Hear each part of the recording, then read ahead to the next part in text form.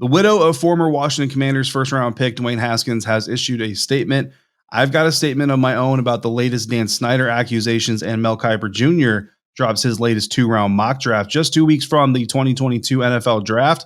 All of that right now on the Locked On Commanders podcast. Your daily podcast on the Washington Commanders, part of the Locked On Podcast Network. Your team every day.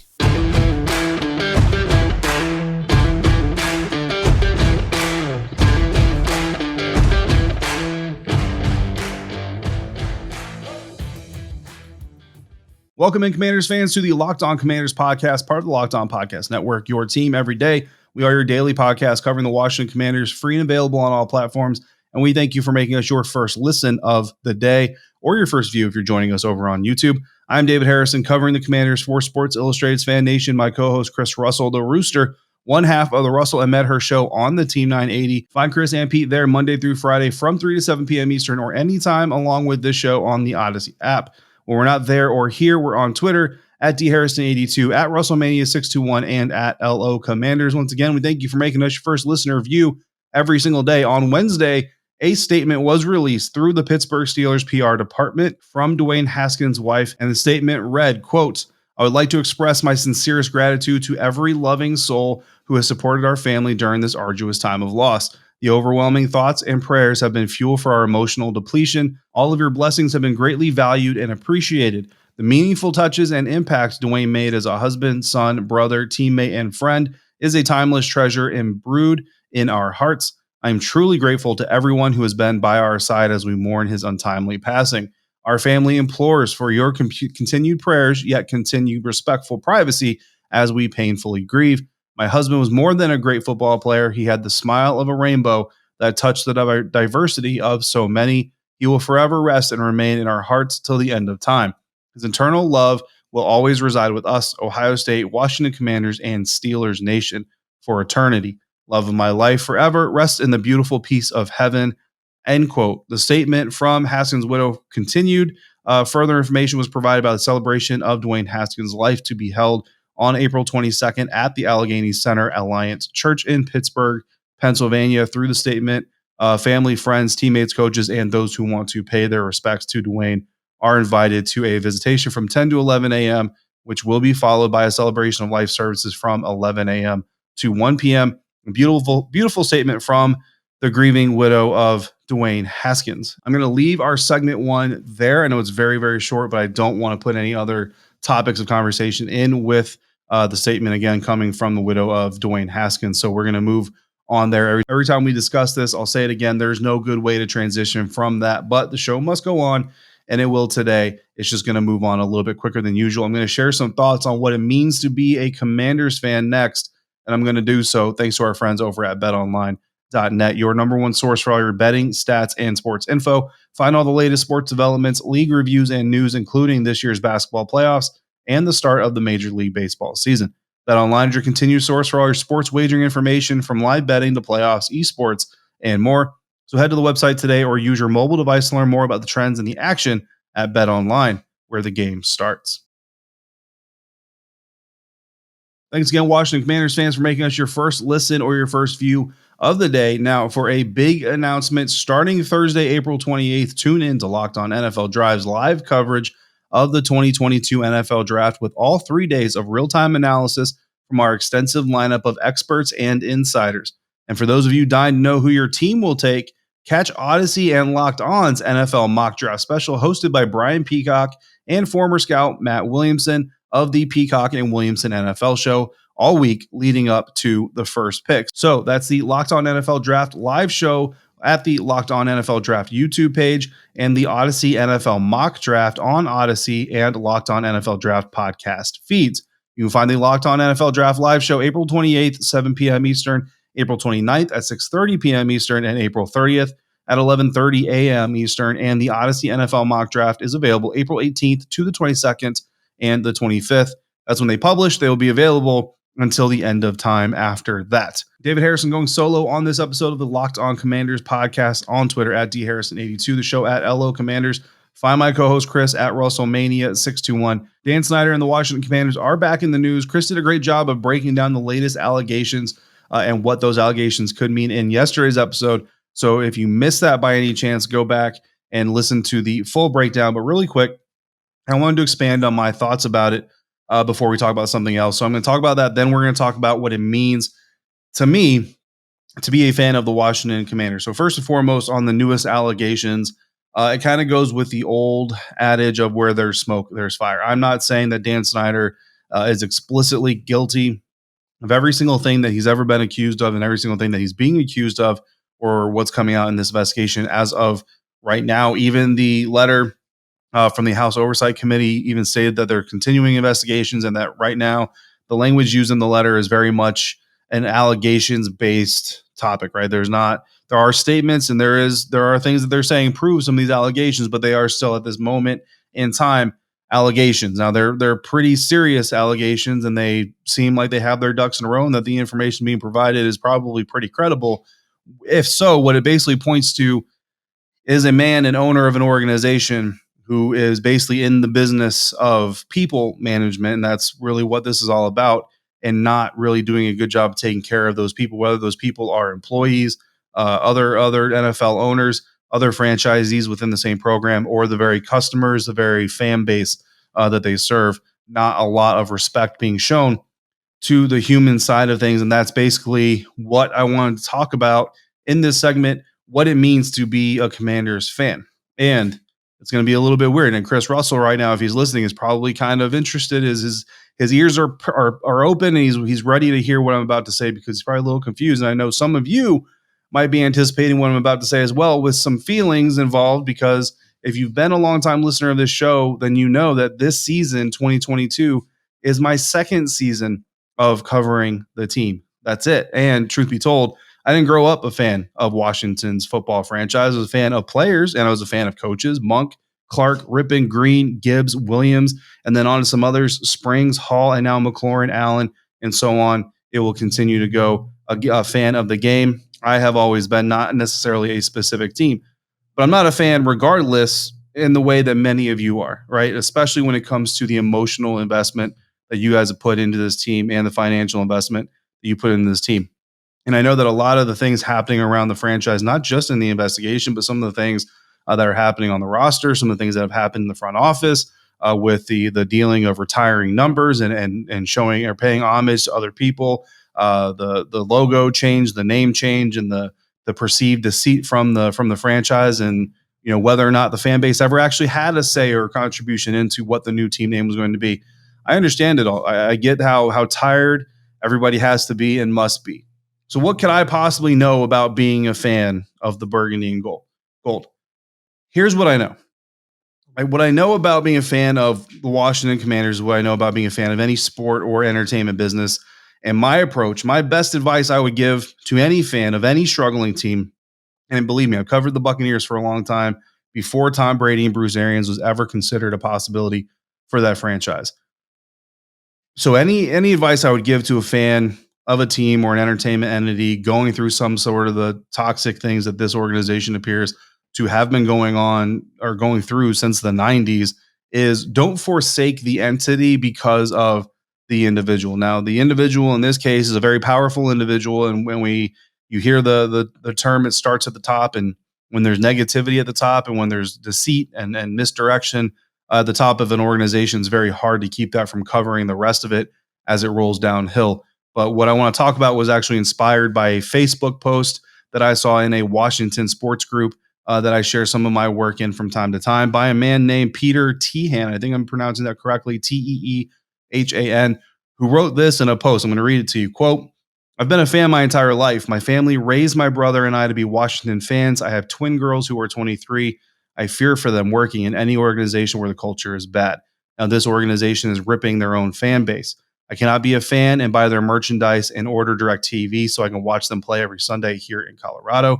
Take care, Commanders. You are commanding your rise and fall all in your inaugural season." End quote. And I think it was very well said by Peter. And I know that he echoes the sentiment of a lot of Washington Commanders fans, burgundy and gold fans from decades and decades, watching this team through good years, through bad years, and some younger fans who have yet to see the good years, but really only have that connection. You think about the twin girls who were 23, how much successful football have they really gotten to see as a fan of this team, this organization?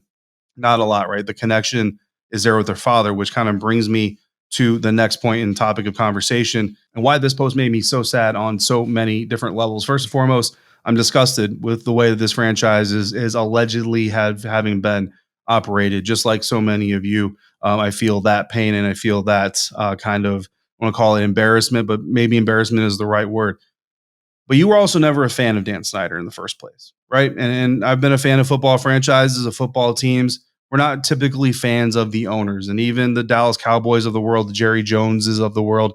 The Cowboys have kind of come to love Jerry Jones as almost partially a representation, maybe like almost like a mascot of the franchise. But you didn't come to the Washington football team or the name before it or the name now because of Dan Snyder, right?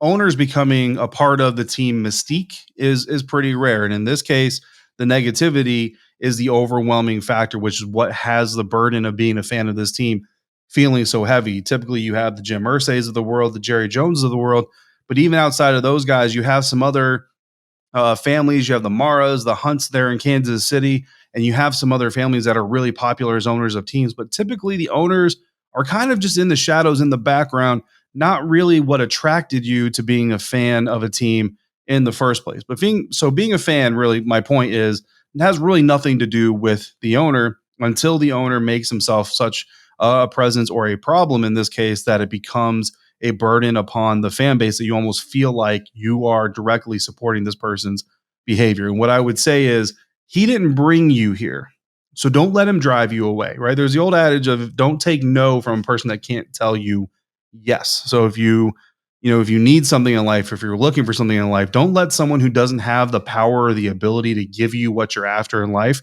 hold you back from getting it. And that's kind of what I look at when I see Dan Snyder. If Dan Snyder didn't bring you to the Washington Commanders or the football team or what have you as a fan, don't let him drive you away. That's really the best thing I can say. These latest allegations, if they're true, show that this owner, Dan Snyder, cared not 1% for the fans or anybody that supported this team.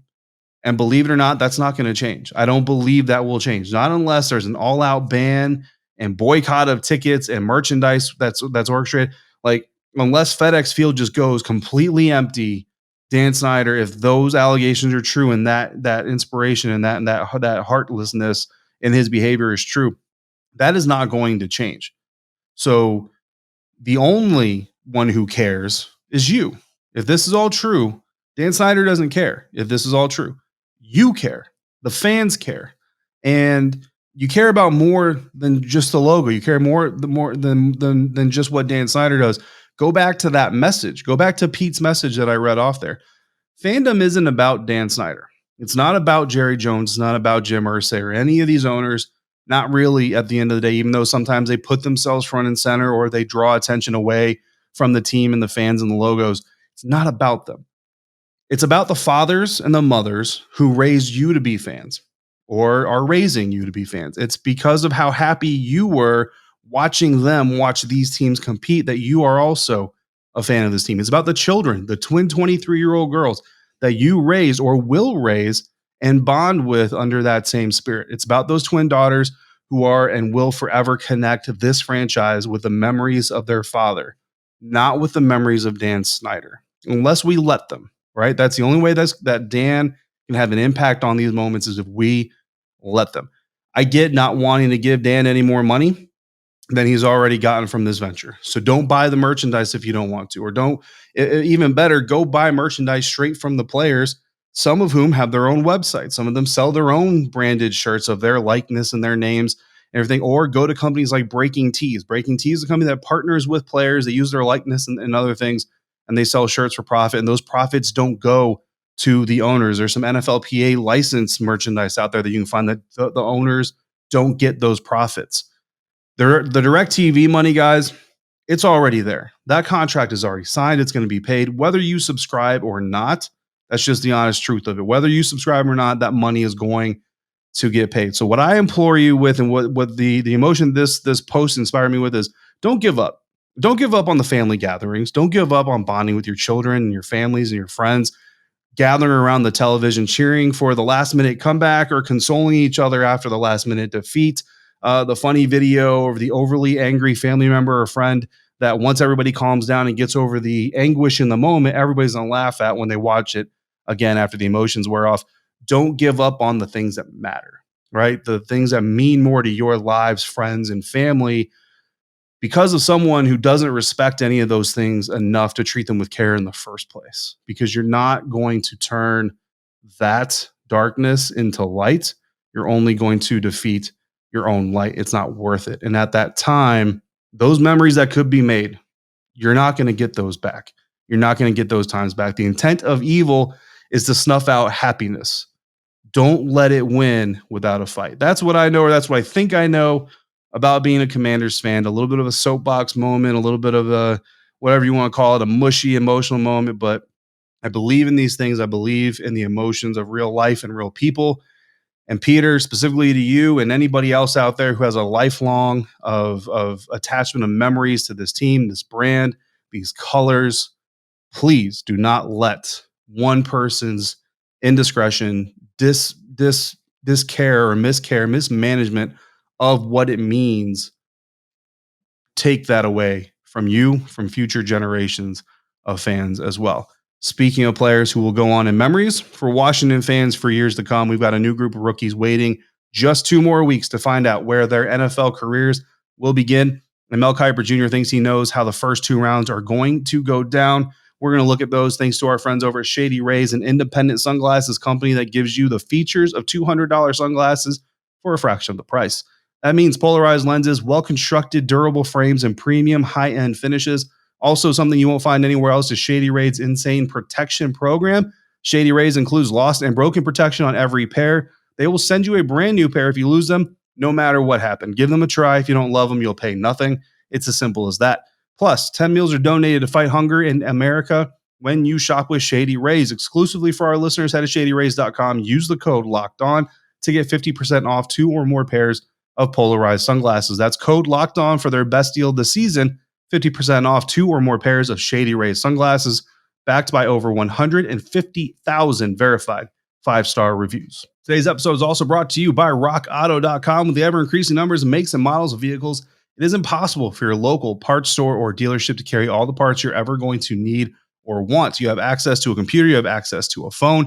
You've got rockauto.com on your phone or at home. So use that, save time and money by using rockauto.com. Why would you spend 30, 50, even 100% more for the same parts at a dealership or a parts store than you can find it for at rockauto.com? A family business serving do-it-yourselfers for over 20 years with prices that are reliably low for everybody. Buy one, buy in bulk. It doesn't matter. The prices are low for all of you. Go to rockauto.com right now. See all the parts available for your car or truck.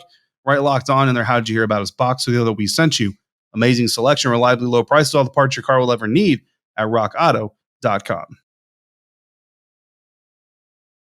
Final segment here at the Locked On Washington Commanders podcast. David Harrison solo on this episode at dharrison82. Find everything I'm writing for SI.com's Fan Nation by your Washington Commanders. My co-host Chris Russell on the Russell and Medhurst show on the Team 980 Monday through Friday. Also find him on Twitter at RussellMania621. Thank you to all of you who sat through my, I don't want to call it a lecture because I'm trying not to lecture him, but just my point of view on being a fan in today's NFL atmosphere, especially with everything going on around the Washington Commanders. Appreciate you joining me here for segment 3. We're going to talk about this mock draft coming from Mel Kiper Jr., a 2-round mock draft on ESPN Plus. So if you don't have it, don't want to pay for it, I got you, at least from a Washington aspect, and the top 5 picks. Number 1, the Jacksonville Jaguars take edge rusher Aiden Hutchinson out of Michigan. Pick number 2, the Detroit Lions take cornerback Ahmad Gardner out of Cincinnati. Defensive end Travon Walker out of Georgia is the number 3 overall pick to the Houston Texans. The New York Jets take edge rusher Kayvon Thibodeau out of Oregon. And at number 5, the New York Giants take offensive tackle Ike Ekwonu out of NC State. That is your top 5. There are trades in this mock, by the way, none involving the top 5, none involving the Washington Commanders. At number 11, Mel Kiper Jr. has the Washington Commanders taking safety Kyle Hamilton, Notre Dame. You've heard it before, but here's what he writes. Quote, Hamilton has been dinged a little bit because of his 40 time, which was a 4.59 at the combine and a little slower at his pro day.